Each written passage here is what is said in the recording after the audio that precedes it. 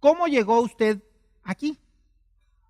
Es una pregunta con doble respuesta. Podría usted decirme, llegué en la combi, llegué en mi carro, ¿verdad? Aquí a la iglesia, ¿verdad? No me refiero a cómo se transportó usted aquí a la iglesia.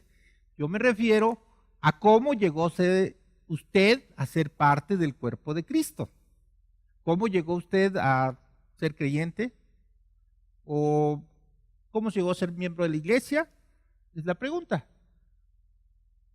Otra pregunta más dura que quiero en todo momento quiero que sepan, no está pensado ni en exhibir a alguien, ni molestar a alguien, ni en ofender a ninguna persona. Estas son preguntas que nosotros nos debemos de hacer, que yo quisiera hacer este ejercicio, que recordáramos dónde estábamos antes de pertenecer al cuerpo de Cristo. ¿En qué punto estábamos, no? ¿Es usted salvo? ¿Usted es salvo? ¿Usted está seguro de su salvación? ¿Ha nacido usted de nuevo? Porque puede ser que usted haya llegado a la iglesia, puede darse el caso, ¿no? Puede darse el caso que usted haya llegado a la iglesia como invitado, como simpatizante, con la intención de conocer de la palabra de Dios, y usted aún no ha confiado en Cristo como su Salvador. Usted apenas está escuchando el Evangelio. Puede darse el caso. Pero a los que ya son creyentes, yo hiciéramos ese ejercicio, que nos acordáramos dónde estábamos. ¿Dónde estábamos antes? ¿Ha confiado usted en el Señor Jesucristo? ¿Ha confiado usted en el Señor Jesucristo para el perdón de sus pecados? Una pregunta importante. ¿Es usted salvo? Porque si usted no ha confiado en el Señor Jesucristo, quiero decirle que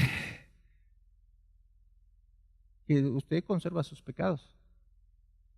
Usted aún no ha sido perdonado. ¿Sí? ¿Ha escuchado usted el Evangelio? ¿Ha escuchado usted que hay perdón, que hay esperanza en Jesucristo, que hay perdón de pecados en el nombre de nuestro Señor Jesucristo? Gloria a Dios si ya lo ha escuchado. ¿Ha tomado usted esa decisión? Espero que sí. Sinceramente, en mi corazón espero que sí. Si usted aún tiene dudas de su salvación, si usted aún no ha confiado en Cristo, acérquese a los líderes de la iglesia, acérquese a los pastores, acérquese a la persona que lo invitó. Pregúntele, ¿cómo puedo ser salvo? ¿Cómo puedo ser salvo? Nuestro Señor Jesucristo, en el inicio de su predicación, dijo: arrepentíos y creed en el Evangelio. Quiero decirle, estimado amigo, si es usted primeras veces que nos visita, si usted no ha escuchado el Evangelio tiene que ver con la persona de nuestro Señor Jesucristo, que nos da el perdón de pecados. Lo único que tenemos es que reconocer que somos pecadores a través del arrepentimiento. Tenemos que reconocer nuestros pecados, y es la manera en que Cristo puede perdonar nuestros pecados si ponemos la fe en Él. Quisiera que fuéramos a Tito, capítulo 3, versículos 3 en delante. Pero antes de eso, permítame hacer una oración para poder iniciar la enseñanza propiamente. Bendito Dios, gracias, Señor, te damos por este día que tú nos has permitido apartar, Señor, para aprender de tu palabra. Te doy gracias, Señor, porque tú me permites presentar tu evangelio, Señor, en este día. Te ruego, Señor, que tú me quites cualquier nerviosismo, que me des de nuevo, Señor, que tú seas con nosotros y que tú hagas a un lado mi persona y que puedas hablarnos a través de tu palabra, mi Dios. Te doy la honra y la gloria solamente a ti, mi Señor. En nombre bendito de Cristo Jesús. Amén. Entonces les dije que nos fuéramos, por favor, a Tito, capítulo 3, versículos del 3 en delante.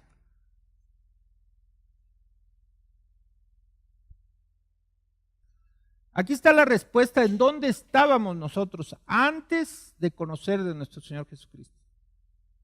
Porque dice, porque también nosotros, y quiero hacer mucho hincapié en la palabra nosotros, que me incluye a mí, incluye a nuestros pastores, a nuestros líderes, todos nosotros éramos en otro tiempo insensatos, rebeldes, extraviados, perdidos, esclavos de concupiscencias, de deseos engañosos. Todos nosotros, era la condición en la que nos encontrábamos, muertos en pecados y delitos. Esa es la condición en la que se encuentra el hombre sin Cristo.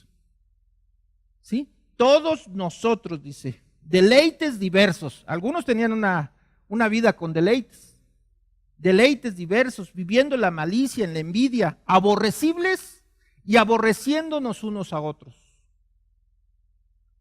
Esa es la condición en la que estábamos, todos nosotros. Dice, pero cuando se manifestó la bondad de nuestro Salvador y su amor para con los hombres, nos salvó.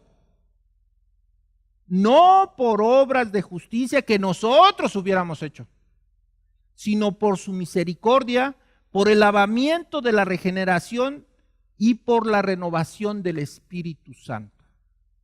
En otras palabras, el creyente es renovado al recibir el Espíritu Santo. En otras palabras, si usted no está consciente que el Espíritu Santo está en usted, usted no está consciente de su salvación propiamente.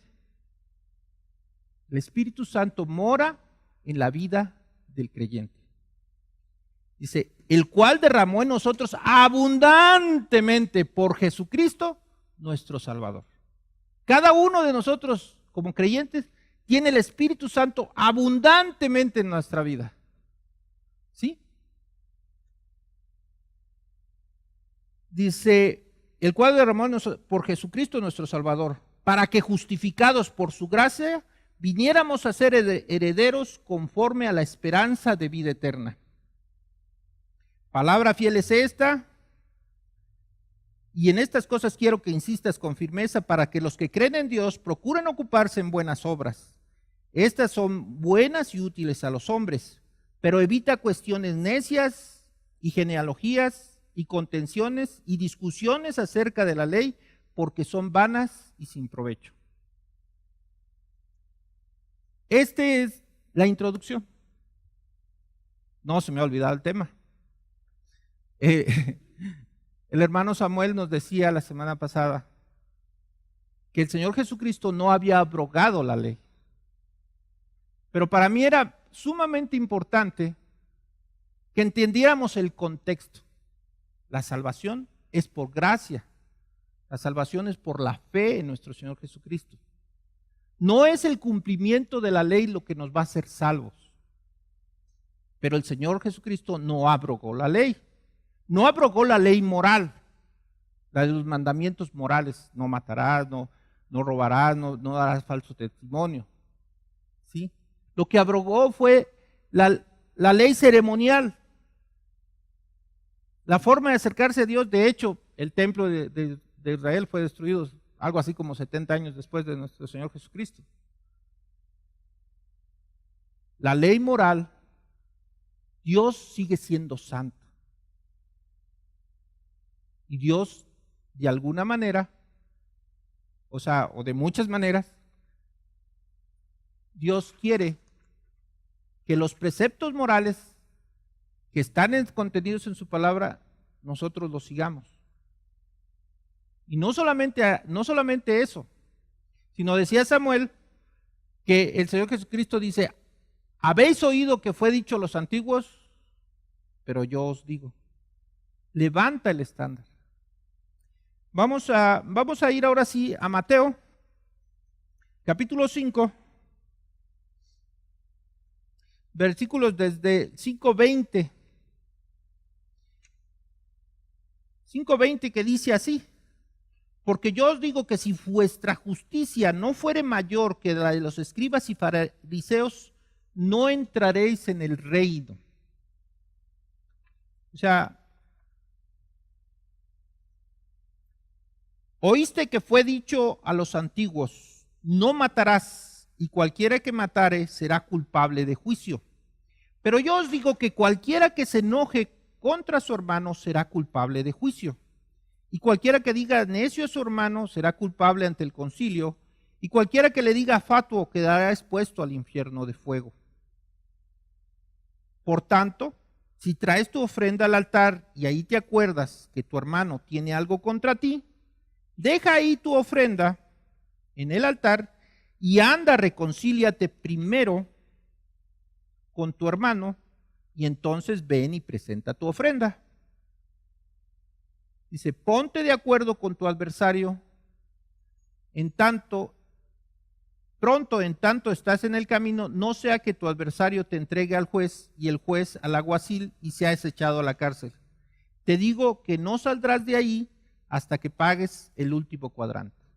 Esta es la porción de la escritura que me toca presentarles. Para mí era sumamente importante que entendiéramos que somos salvos por gracia, por la fe en el Señor Jesucristo. La ley no ha sido invalidada, pero no es para salvación. Vamos a estar viendo, vamos a estar viendo, vamos a ver en este caso,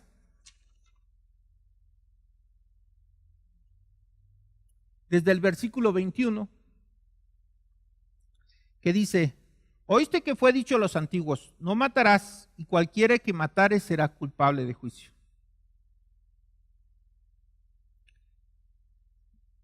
Dice, pero yo os digo que cualquiera que se enoje contra su hermano será culpable de juicio, y cualquiera que diga necio a su hermano será culpable ante el concilio, y cualquiera que diga fatuo quedará expuesto al infierno de fuego. No quiere decir, en esta porción de la escritura, no quiere decir, para no torcer las palabras, no quiere decir que una persona que se enoja pierde su salvación. ¿Sí? Tenemos la seguridad de la salvación. Lo que está tratando de explicar aquí no es tanto el hecho de que si nos enojamos o no nos enojamos, sino que detrás del asesinato, el problema del asesinato está en el interior de nuestro corazón una falta de disposición para perdonar. Más bien lo que hay, en vez de haber una disposición para perdonar la ofensa, lo que hay es una disposición para la venganza. Eso es lo que hay en el corazón del hombre.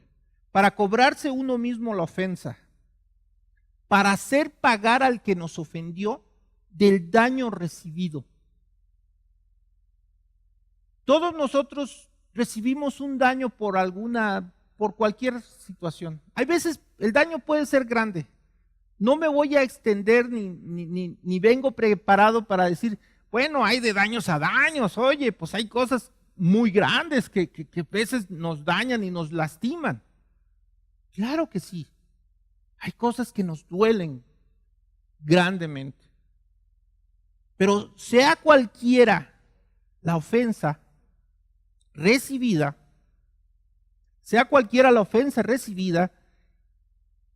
el Señor nos invita, nos manda a que perdonemos.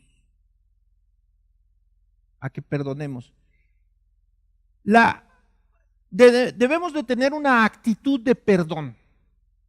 ¿Qué es la actitud? La actitud es una respuesta emocional y mental a las circunstancias de la vida. ¿Cuál es tu respuesta? ¿Qué pasa cuando alguien pasa contigo y sin querer o queriéndote roza y te golpea? ¿Cuál es tu actitud ante eso? Cuando alguien te lastima, intencional o no intencionalmente, ¿cuál es tu actitud? Generalmente, nuestra actitud no es muy buena. Generalmente nuestra actitud es de venganza o de ofender a oye, fíjate, pues ya me golpeaste. de reclamo, o sea,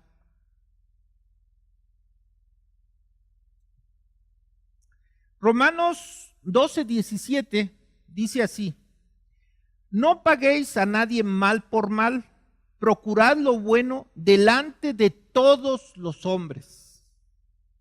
Si es posible, en cuanto dependa de vosotros, estad en paz con todos los hombres. El 12:19 dice: no os venguéis vosotros mismos, amados míos, sino dejad lugar a la ira de Dios, porque está escrito: mía es la venganza, yo pagaré, dice el Señor. Así que si tu enemigo tuviere hambre, dale de comer; si tuviere sed, dale de beber. Pues haciendo esto, ascuas de fuego amontona sobre su cabeza. No seas vencido de lo malo, sino vence con el bien el mal. Estamos llamados a vivir en paz. Estamos llamados a no pagar, a tener una actitud de perdón. No pagar mal por mal, sino que si sucede algo malo, nosotros respondamos con algo bueno. No respondamos con malas palabras a la persona que nos ofendió. En este caso dice: pero yo os digo que cualquiera que se enoje contra su hermano será culpable de juicio. Cualquiera que le diga necio a su hermano será culpable ante el concilio, y cualquiera que le diga fatuo. O sea, cualquiera que ofenda a su hermano. Lo que pasa es que el Señor Jesucristo está interesado en nuestro corazón. ¿Qué es lo que hay en nuestro corazón? ¿Hay una actitud de perdón o hay una actitud de venganza? Hay una actitud dada ¿cómo se dice? ¿Cómo se dice cuando nos resentimos? Bueno, cuando nos resentimos ya venía la palabra, ¿no? O sea, cada vez ¿qué es de sentir? Que cuando nos acordamos volvemos a sentir el coraje y me lo vas a pagar, canijo. Yo sé que muchos ya han superado todo eso. No es el caso aquí, ¿verdad? Pero algunos todavía batallamos. Entonces, no ofender a la persona. Detrás del asesinato. El asesinato es el ejemplo más grande. Pero detrás del asesinato hay una actitud de no perdón. Tú no vas a matar a alguien nomás porque se te antojó. No, pues algo te hizo, ¿no? Se portó mal, te ofendió. ¿Sí? Algo te hizo. Algo te hizo. ¿Sí?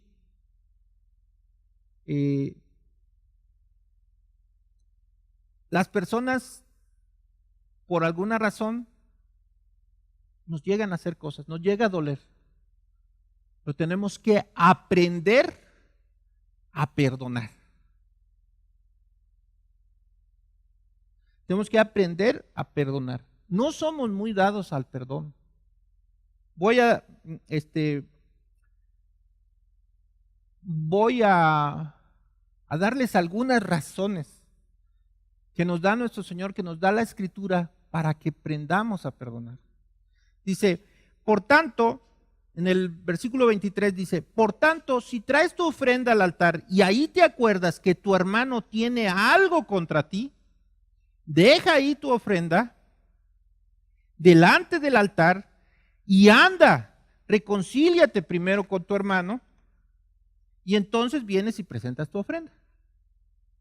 Aquí viene un mandamiento muy claro que dice: anda, ve tú.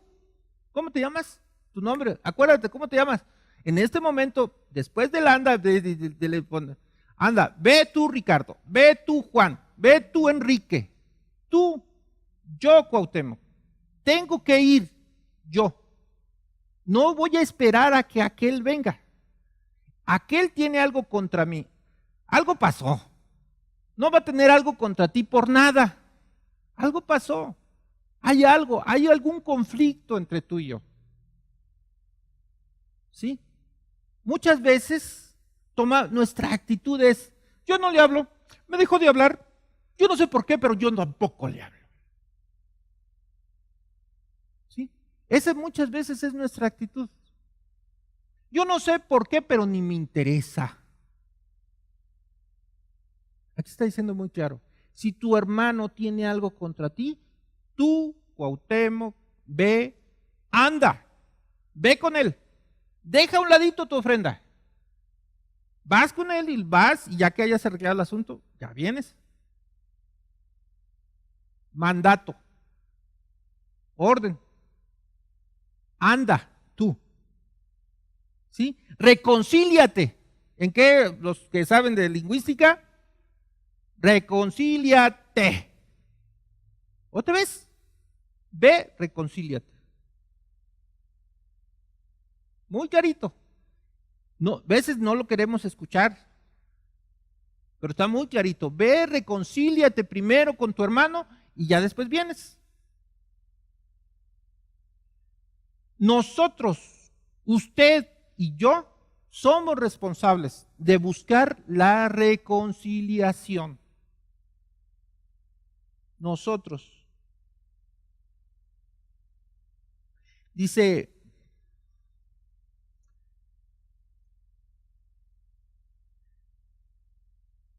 hay una parte que dice, nada más que ahorita, al ratito lo encuentro, dice, en cuanto dependa de ustedes, estad en paz para con todos. O sea, nosotros como creyentes no vamos a hacer tropiezo para no estar en paz con las demás personas. ¿Sí? Ahora, les tengo otro versículo aquí. Efesios 4:22.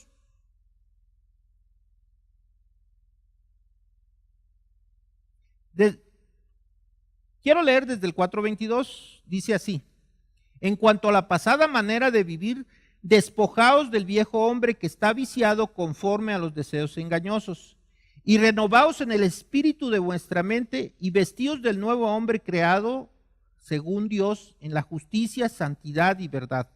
Por lo cual, desechando la mentira, hablad verdad cada uno con su prójimo, porque somos miembros unos de los otros. El 4:26 dice: airaos, pero no pequéis, que no se ponga el sol sobre vuestro enojo, ni deis lugar al diablo. Dice: el que hurtaba, no hurte más, sino que trabaje haciendo con sus manos lo que es bueno, para que tenga con qué compartir con el que padece necesidad. Ninguna palabra corrompida salga de vuestra boca, sino la que sea buena y necesaria para la edificación, a fin de dar gracia a los oyentes. El 30, y no contristéis el Espíritu Santo, con el cual fuisteis sellados para el día de la redención.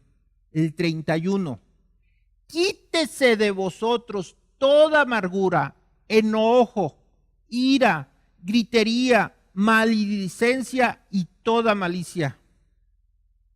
El 31 de Efesios. Efesios 4:32. Antes sed benignos unos con otros. Dice: airaos, pero no pequéis. Usted tiene el derecho de enojarse. Todos nosotros, la verdad, si pasa algo, somos humanos, nos podemos enojar. Pero dice: no se ponga el sol sobre vuestro enojo. Que su coraje no le dure todo el día, Señor. Pobre de su familia. Imagínense que usted le habla y usted sigue enojado y le contesta mal. Que no se ponga el sol sobre vuestro enojo. Tenemos que entender que Dios no quiere que pasemos eventos de ira. Eventos de ira que a veces, porque nos enojamos, ya no supimos ni lo que hicimos. Hay veces que ni nos acordamos de lo que hicimos, porque estuvimos tan enojados, ya no supimos ni lo que dijimos ni lo que hicimos. Dice, quítese de vosotros, mandamiento. Lo siento, pues, quisiera dejárselas más baratitas, pero no. Ahí dice, quítese de vosotros toda ira, maldicencia, ¿sí? Quítese toda amargura, enojo, ira, gritería, maledicencia. Tenemos que aprender a perdonar. Pero si nosotros somos dados a la amargura, a estar recordando las cosas malas que pasaron en el pasado, lo más seguro es que en la primera oportunidad se la cobremos a la persona. Tenemos que aprender a quitar la amargura de nosotros. Quitarla. Enojo, ira, gritería, maledicencia. Dice, antes bien sed benignos unos con otros. Benignos.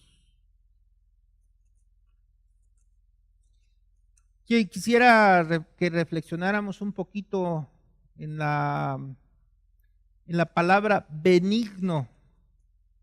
¿Qué significará benigno?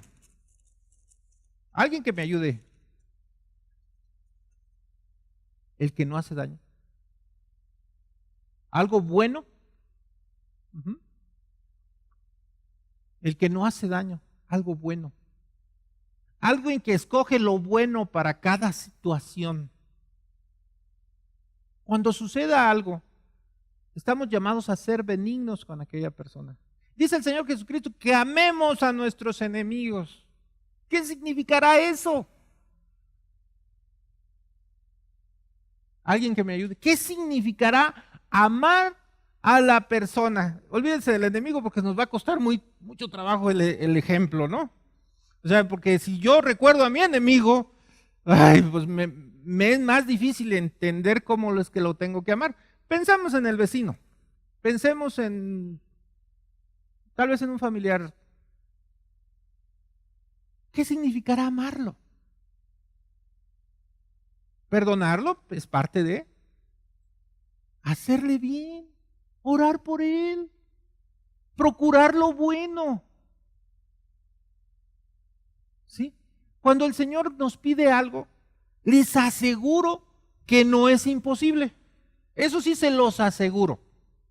Si el Señor te está pidiendo que tú ames a tu prójimo, te lo aseguro, no es imposible. Lo único que se necesita es una disposición del corazón. Disposición para perdonar, disposición para hacer lo bueno. Tienes que decidir obedecer al Señor. Les voy a contar algo. Yo batallaba mucho con la ofrenda. A mí me costaba duro. En una ocasión, a mí me dieron una enseñanza. Ahorita se me olvida el nombre del pastor. Pero el pastor que me enseñó la ofrenda me dijo, la ofrenda no es cuestión de dinero, es cuestión de obediencia. A mí eso me ayudó mucho. Mucho. Cuando nosotros estamos dispuestos a servir a Dios, a obedecer a Dios, cuando entendamos que el perdonar es una cuestión de obediencia, no es una cuestión de que si se disculpó conmigo, que si aceptó el error aquella persona, que no lo ha aceptado.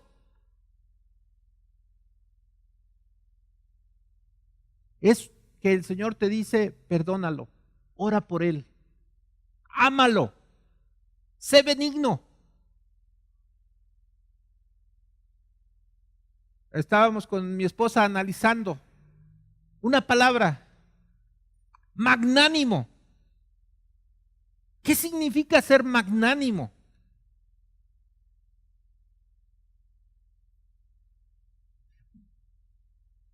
Bueno, ¿qué significa ser ecuánime? Más facilita, pues de alguna forma. Más facilita, ¿qué significará ser ecuánime? Más o menos, muy bien. equilibrado en el ánimo. ¿Conocen a alguien alegre aquí? Vale, Valentín es alegre. ¿Sí? Valentín siempre lo ves contento. Es difícil que a Valentín lo saques de su alegría. Muy difícil. Muy difícil. Él siempre está alegre. O sea, él siempre está alegre y es difícil que lo saques. Él es ecuánime. Él siempre está alegre. ¿Sí? Entonces, es difícil, pero sí no le busques. Lo puedes sacar también. O sea, no, o sea, también. O sea, es muy difícil que le quite su alegría. Él siempre está alegre. Ok. ¿Conocen a alguien que siempre, bueno, yo la palabra magnánimo a mí me impresionó cuando estaba haciendo este estudio. La palabra magnánimo tiene que ver, es alguien grande, grande en su ánimo, como el apóstol Pablo. ¿Lo metieron a la cárcel? ¿Perdió su ánimo? No. ¿Lo apedrearon? ¿Perdió su ánimo por el amor al Señor Jesucristo, el deseo de predicar, el deseo de alcanzar más personas? No. Las cartas tan preciosas que leemos del Señor, de Pablo, fueron escritas desde la cárcel. Y no una cárcel bonita como las que tenemos, no, desde la cárcel más espantosa que ustedes se podrían haber imaginado, fueron escritas esas cartas. Nunca perdió el ánimo.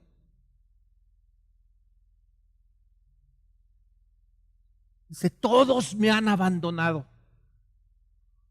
Pero Dios tenga misericordia de la familia de Onesíforo. O sea, él en todo momento estaba orando por todos. Ese es alguien que no lo sacas de la buena intención. Un padre que aunque el hijo falle,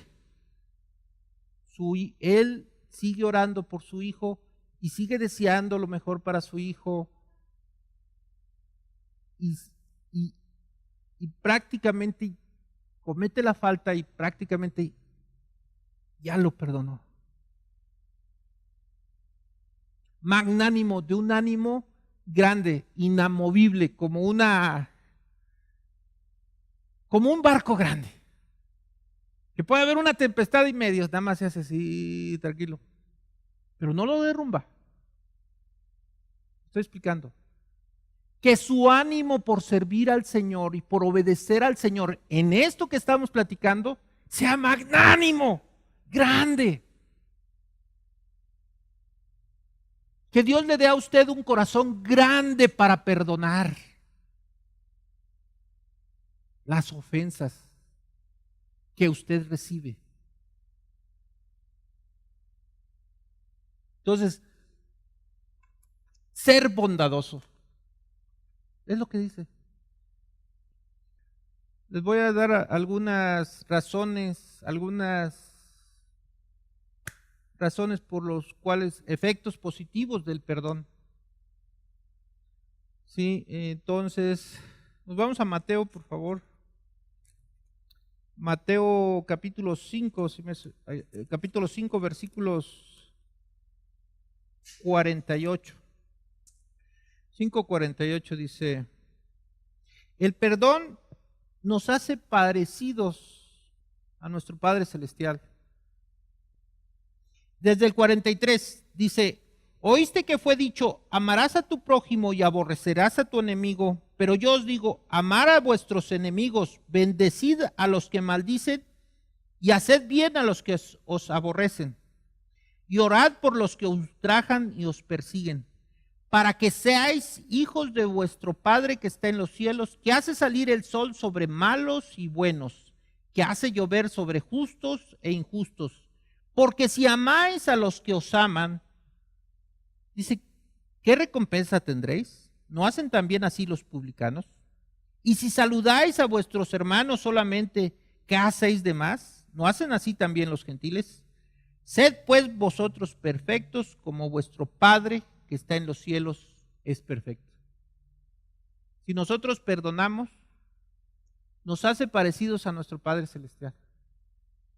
Esa es una motivación importante. Cuando nosotros practicamos el perdón, las personas alrededor pueden ver el carácter de Cristo en nosotros.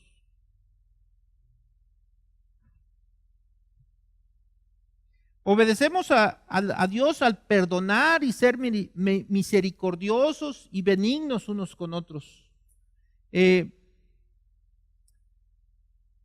Eso ya lo acabamos de leer en Efesios 5:32, que decía: antes bien, sed benignos unos con otros, misericordiosos, de la manera que Cristo os perdonó, así hacerlos unos a otros. Eso ya lo estuvimos viendo. El perdón sana nuestro corazón y el perdón restablece la relación con Dios. Cuando una persona no perdona, es como si la bendición de Dios estuviera suspendida. O sea, ¿cómo les puedo explicar? Dice, cuando una persona no perdona, eso lo vamos a ver cuando los efectos negativos, pero ahorita estamos con efectos positivos. Cuando una persona perdona, glorifica a Dios. Tengo otro ejemplo por aquí. Dice,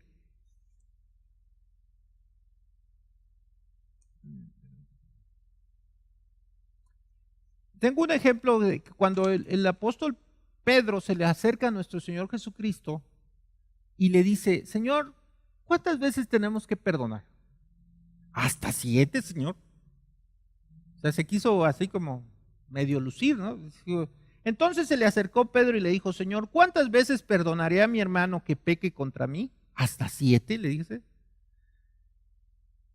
Jesús le dijo: no te digo hasta 7, sino hasta 70 veces 7. Porque el reino de los cielos es semejante a un rey que quiso hacer cuentas con sus consiervos, y comenzando a hacer cuentas, le fue presentado uno que le debía 10,000 talentos, una deuda impagable. A este, como no pudo pagar, ordenó su señor venderle y su mujer e hijos y todo lo que tenía para que pagase la deuda. Entonces aquel siervo postrado le suplicaba y diciendo: Señor, ten paciencia conmigo, yo te pagaré todo.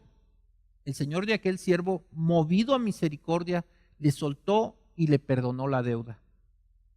Pero saliendo aquel siervo, halló a uno de sus consiervos que le debía 100 denarios. Y haciéndolo de él, le ahogaba diciendo: págame lo que me debes. Entonces su consiervo, postrándose a sus pies, le rogaba diciendo: ten paciencia conmigo, yo te pagaré todo. Mas aquel no quiso, sino que fue y le echó a la cárcel hasta que le pagase la deuda. Viendo sus consiervos lo que pasaba, se entristecieron mucho y le refirieron todo a su señor lo que había pasado. Entonces, llamándole su señor, le dijo: siervo malvado, toda aquella deuda te perdoné porque me rogaste. ¿No debías tú tener misericordia de tu consiervo como yo tuve misericordia de ti? Entonces su señor, enojado, le entregó a los verdugos hasta que pagase todo lo que debía. Así también mi Padre Celestial hará con vosotros si no perdonáis de todo corazón cada uno a su hermano sus ofensas. Tremendo. Yo quisiera dejárselas más abajito, pero el Señor Jesucristo está diciendo: es requisito que usted y yo perdone las ofensas que ha recibido de otras personas para tener la bendición de Dios de alguna forma. No quisiera meterme mucho en qué tanto pierdes la bendición. No estoy hablando de que pierdes la salvación. No estoy en sí tratando de decir que tú vas a perder la salvación, pero las bendiciones temporales que tú podrías estar recibiendo, no las recibes, porque tú estás en juicio delante de Dios. ¿Sí?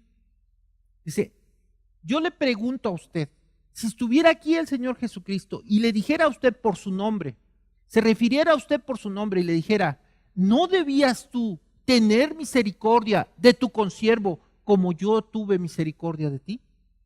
Y aquí tiene, y se acuerdan que yo quería que recordáramos dónde estábamos. El Señor Jesucristo está diciendo, tú tenías que tener misericordia de la persona que te ofendió como yo tuve de ti.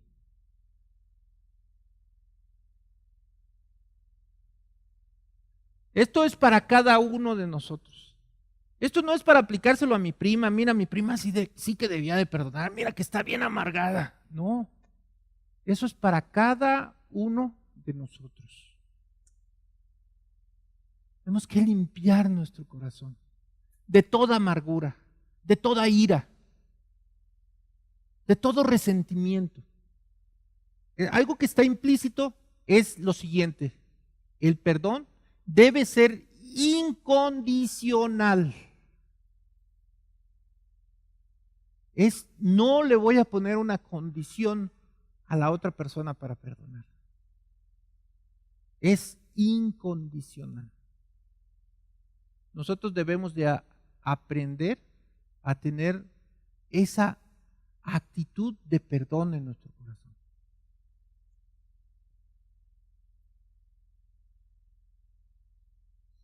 Efectos negativos: perder la comunión con el Señor. Porque si perdonáis a los hombres sus ofensas, os perdonará también a vosotros vuestro Padre Celestial. Mas si no perdonáis a los hombres sus ofensas, tampoco vuestro Padre perdonará vuestras ofensas. Perder la comunión con los hermanos. También es otra consecuencia negativa. Si se fijan en la parábola que el Señor le refirió a Pedro, que le dice que los consiervos, viendo la actitud de no perdón, fueron con su Señor y le dijeron, mira al Señor lo que está haciendo este. Imagínense qué horror que nuestros hermanos estén orando por nuestra dureza de corazón.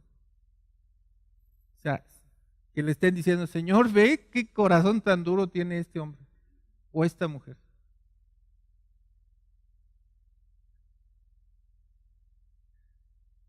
Otra consecuencia negativa, pues, es llenarse de amargura. Es una consecuencia que tarde que temprano nos va a hacer daño hasta en la salud. Llenarse de amargura. Efesios 4:31, quítese de vosotros toda amargura, enojo, ira, gritería, maledicencia y toda malicia. Antes bien, sed benignos unos con otros. Entonces, la benignidad es con lo que nosotros vamos a poder perdonar. Vamos a poder aplicar ese bien, ese amor. Quiero decirles que el amor de Dios ha sido derramado en el corazón de cada uno de los creyentes. Lo vimos al inicio, el Espíritu Santo fue dado sobradamente para cada uno de nosotros. Tenemos la herramienta en nuestro corazón, tenemos el poder de Dios en nuestra vida, en nuestro corazón. Lo podemos hacer. No es algo que sea imposible. Solamente tenemos que estar dispuestos y el Señor hará la obra en cada uno de nosotros. ¿Sí? Entonces, ¿cómo debemos perdonar? De forma completa, cancelando la deuda, pasando por alto la ofensa. En forma incondicional, renunciando a la venganza, renunciando al resentimiento y cerrando el paso a la amargura. Entonces, ahora queda que cada uno de nosotros haga ese examen de conciencia de cómo está,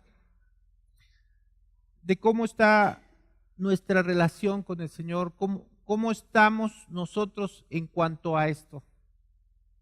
¿Tenemos suficiente amor en nuestro corazón para perdonar las ofensas o somos personas vengativas?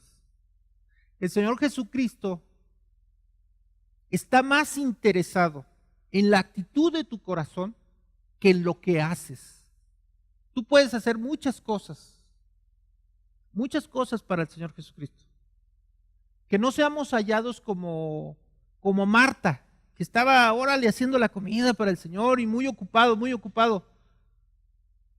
Pero su actitud de su corazón, ¿cómo estaba? Necesitamos nosotros, ¿cómo les digo? Tener una actitud de perdón y de rendimiento al Señor, de que nosotros nos rendimos, nuestra voluntad se rinde por las cosas del Señor. Vamos a orar, si gustan poderse de pie.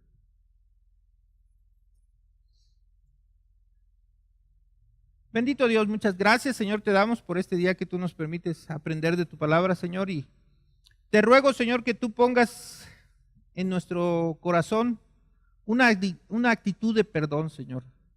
Que tú obres grandemente en nuestra vida, Señor, y que nos muestres todas esas cosas que nos vamos llenando de amargura y de rencor, Señor. Que tú limpies nuestro corazón, Señor. Que tú nos permitas comprender que es pecado, Señor. Comprender que el aborrecer a alguien es pecado, Señor. Que tú nos ayudes, Señor, a rendir nuestra vida a ti en esos aspectos, Señor.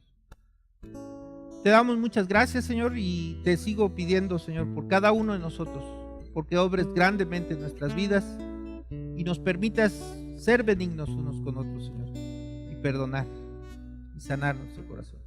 En nombre bendito de Cristo Jesús. Amén.